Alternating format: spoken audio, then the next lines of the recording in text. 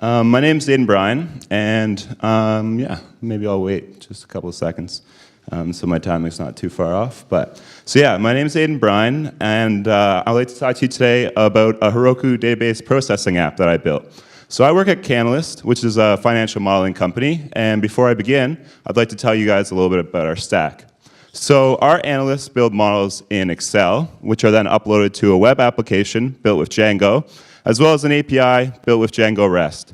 And all of our operations are done using Heroku and Heroku Postgres. I'd also like to preface this presentation by pointing out the fact that I'm definitely not a Heroku or database expert by any means. I just want to share some of the complications I encountered while I was building this app in hopes that it ignites some great discussion from other members of the conference. So before this app was built, if a member of our engineering team wanted to restore their local computer with up-to-date information, they need to go onto Heroku, download a backup file, and then run a script which would do the Postgres commands to restore their local database.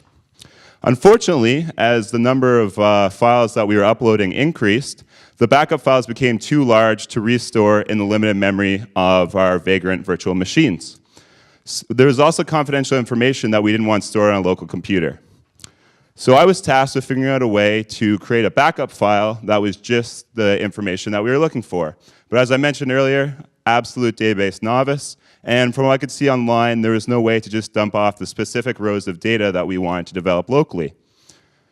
So the plan I decided to move forward with was creating a Heroku app, which I'll call a database processor, scaling up a database that's the same plan as our production database, which would allow us to restore from the production database, and then do whatever processing we wanted before creating a backup file of our processed data.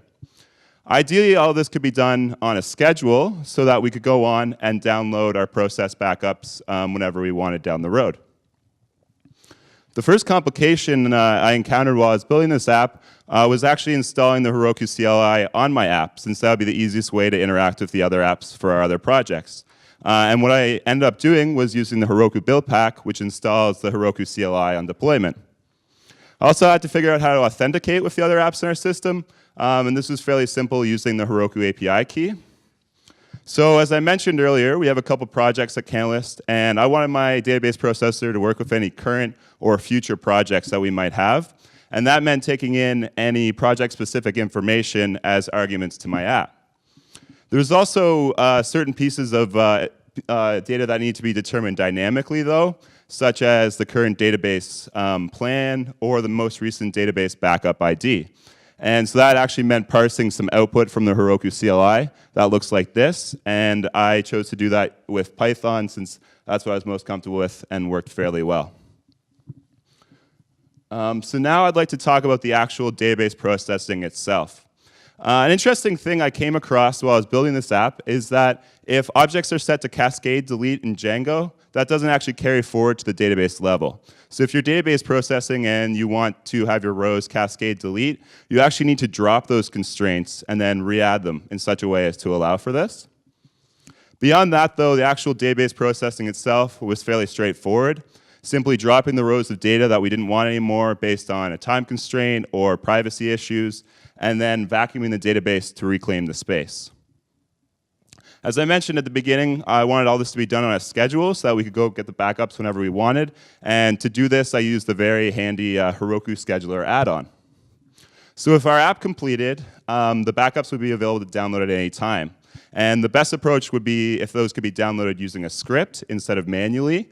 And the easiest way to do this would be to have the Heroku CLI installed in our VM. This actually ended up being a much more complicated process than I expected, since we wanted the CLI to be installed every time a VM was created without any extra work from an engineer.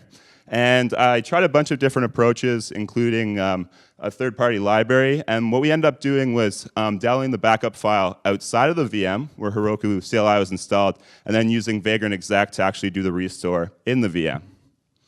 So with all that done, we can take a quick look at the finished product here. So a single command will be run, which downloads the most recent backup file.